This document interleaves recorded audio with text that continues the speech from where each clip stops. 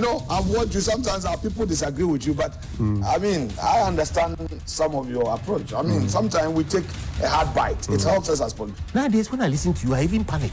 Why? Hey, Why do you panic? The way you, Papa, you know Papa. Figuratively, he bites as hard as he can. Okay. And of course, when he puts his fangs into you, you certainly feel it. I think it pretty. Watch Johnny's bite.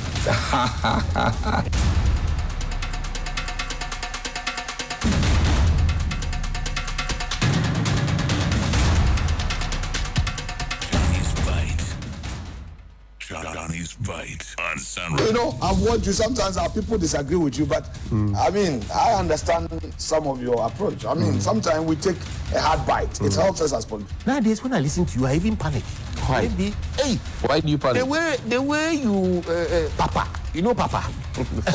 Figuratively, he bites as hard as he can. Okay. And of course, when he puts his fangs into you, you certainly feel it. Bismillahir Rahman Rahim. Alhamdulillah Rabbil Alameen. Hasbunallah wa ni'mal wakil. The Lord is my light and my salvation. Whom shall I fear? And yea, though I walk through the valley of the shadow of death, I will fear no evil, for you art with me. Thy rod and thy staff, they comfort me. Thou preparest a table before me in the presence of my enemies. You anoint my head with oil, my cup overflows, and surely goodness and mercy shall follow me all the days of my life. And I will dwell in the house of the Lord forever and ever. Amen. Assalamu alaikum. It's Wednesday. Welcome to Johnny's Bite. Today is my day, just as that of the president and many other Wednesday borns across the world who watch. Thank you very much for all those who pray and spend a minute to meditate on my behalf. I'm grateful. Well, this morning I have a question. And the question is that not so long ago we were told by Dr. Baumia that because of free SHS, the demand for house girls or housemaids had reduced. Dr. Baumia said that. So now I've been asking this question as to how a cabinet minister by the name of Cecilia Dapa had a housemaid who was also a school-going age. Did we consider taking her to school, or did we even consider introducing her to TVET, which is also a key project of this the government? I'm only asking. And at what age was she employed? Because at 17, you are not fit to be legally employed. You are still a minor. So, and it is obvious that the way things are going, the lady in question, the butcher lady, is not a relative, because the argument has been made that, oh, she could be a relative who was living with her auntie or grandma and also going to school on the side or trying to learn for life. So I'm asking these questions. I'm only asking. Was she a relative? Was she not? Was she working there? Was she a minor? Could she have been taken to school? Could she have been introduced to TVET? How much was she being paid? Was it taxable? Was her SNIT being paid? Should she have been there in the first place? I leave that question to the child rights people, because I've seen Bright Apia write a very beautiful thing and advising the Ministry of Education on what to do and all of that. He agrees with me in principle that, look, to suspend the victim as well is a non-starter. But he has given steps that could be taken. And I think that if we focus on those ones, we will be fine. So kudos to Bright Apia and his Child Rights International. But this morning, yesterday, I heard a very good citizen of this country, and he repeated some of the things that we had tabled here many, many times. I have been particularly worried about how our state-owned enterprises have been administered.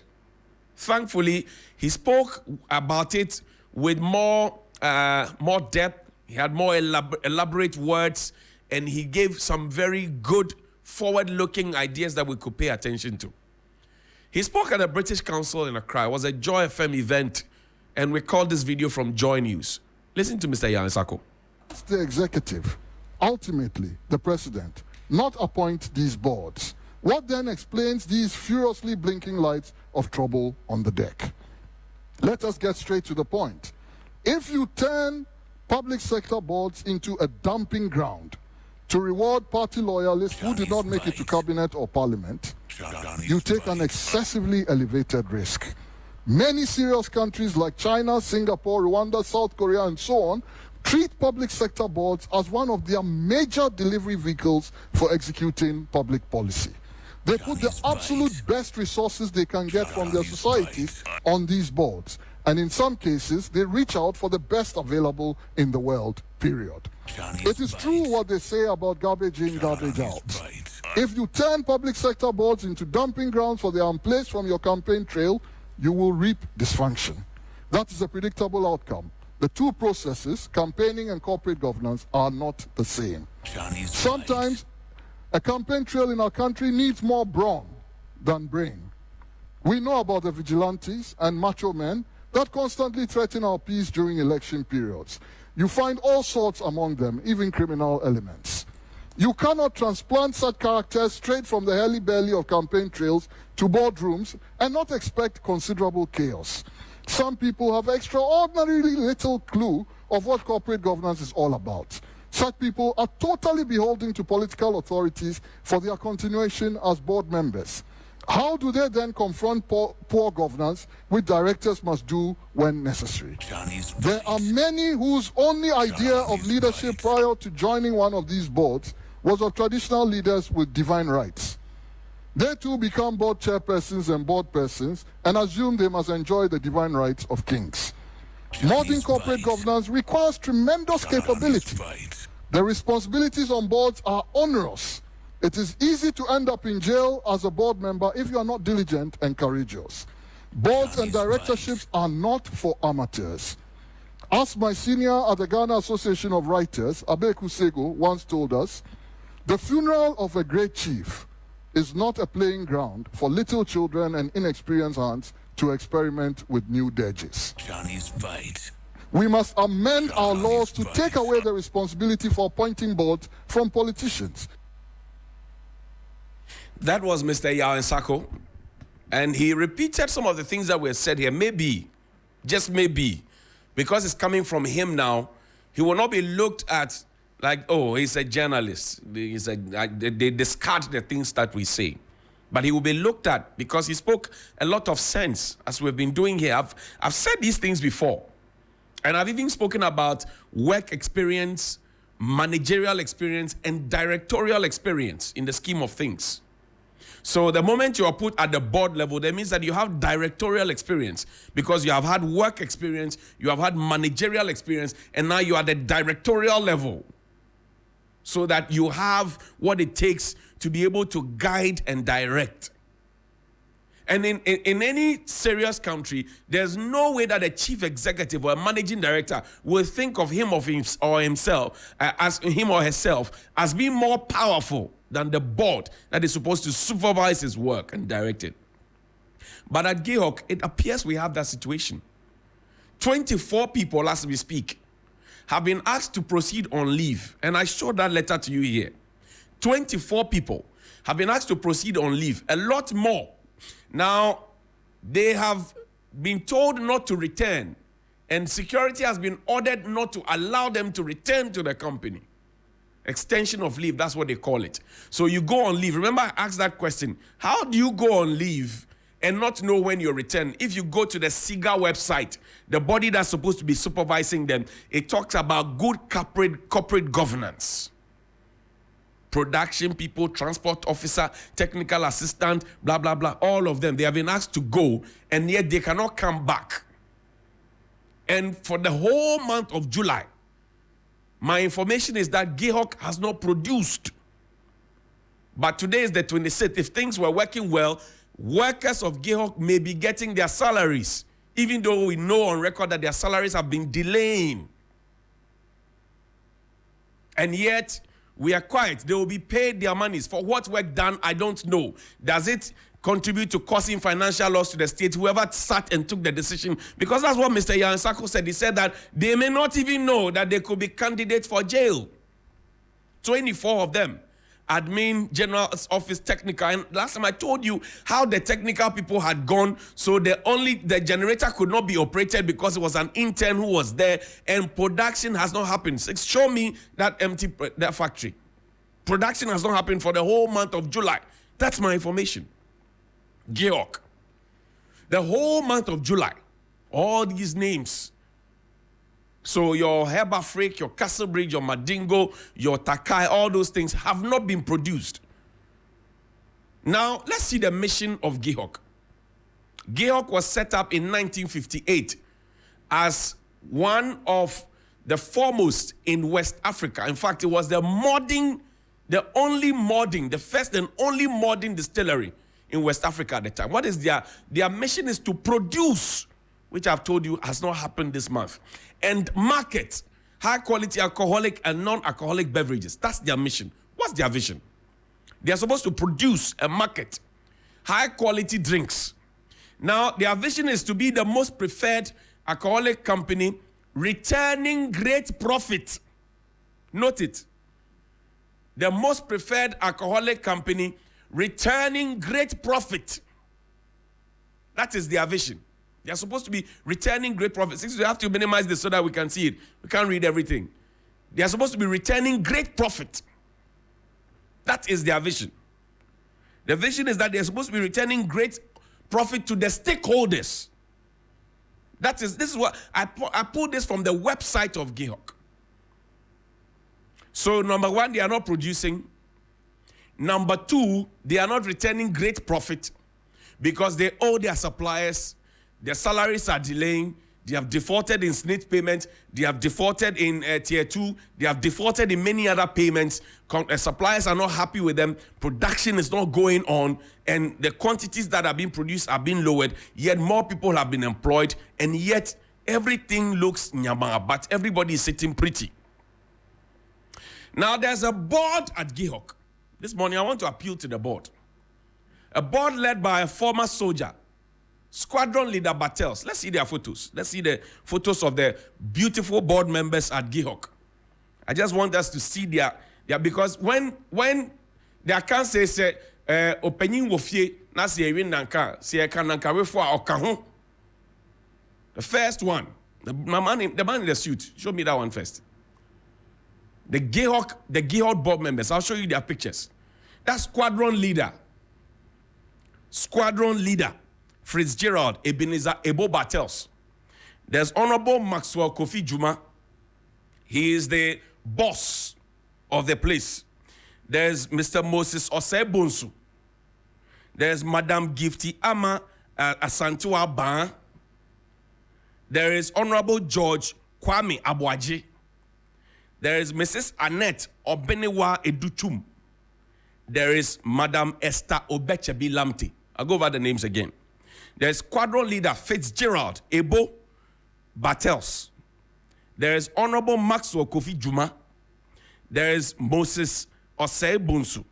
Madam Gifty Ama Asantua Ban. Honorable George Kwame Abuaji. Mrs. Annette Obenewa Educhum. Madam Esther Obechebi Lamte. I don't think I need to show them how to do board work.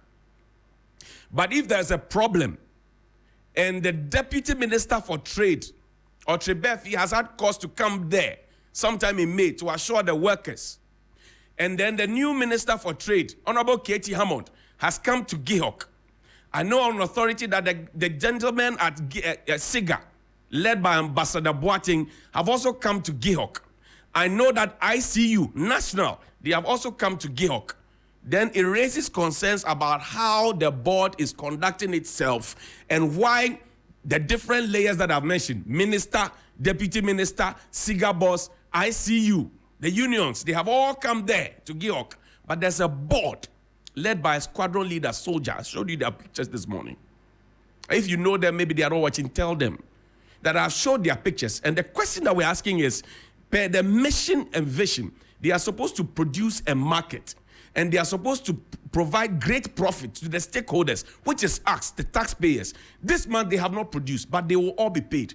Question I asked the board members this morning is, how do they feel that a place which was as vibrant as GEHOC is now being run down? And you see, I played Mr. Nsako's video first, because I wanted us to situate the conversation in a certain way, depoliticize it, think about it without emotions, and have a common sense approach. We're talking about industrialization. I've told you what the progress is supposed to be.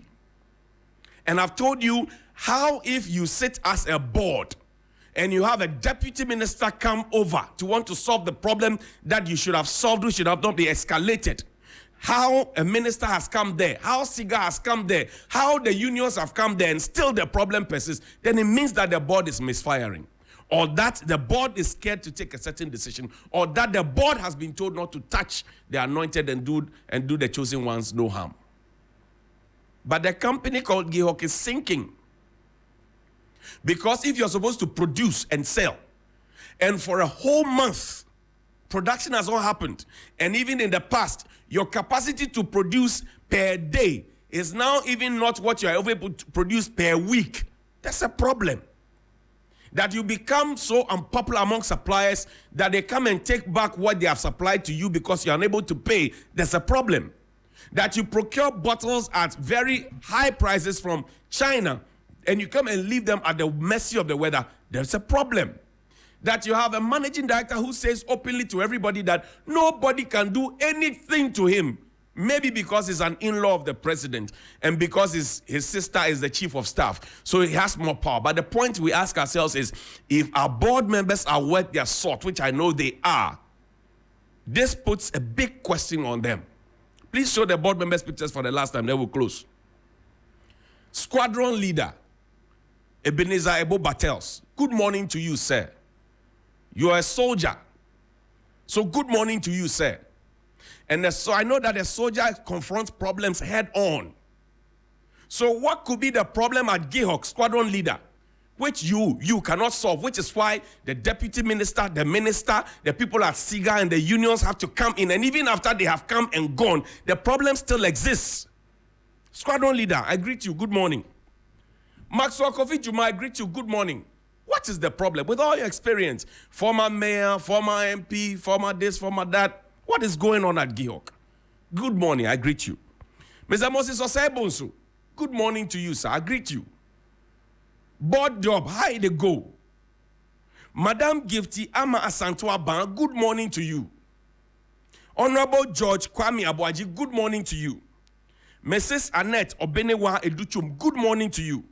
Madam Esther Obechabi Lamte, good morning to you. The president tasked you, I remember, that you should make state-owned enterprises profitable. As it stands, more people have been employed at GEHOC. Profitability has dropped compared to when they had lesser numbers, about 200 people, and they were producing more and making more profit, expanding and all of that.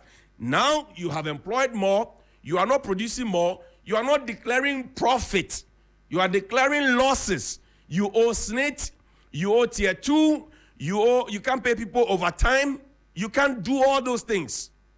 And there's a board.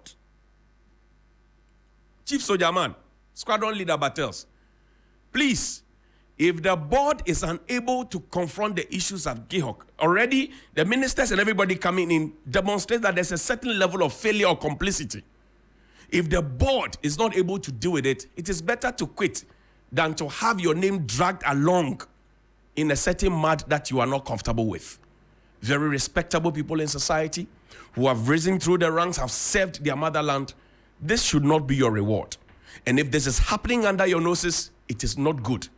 Let the words of Mr. Yaw Sako be a reminder this morning that you have brain and not brawn. That if you watch and sit and stare and the thing goes bad, you could be a candidate for jail. That the board is supposed to demonstrate a certain quality, directorial experience. That as a country we deserve better. That your charge is to be profitable and not to run us down the doldrum. Good morning.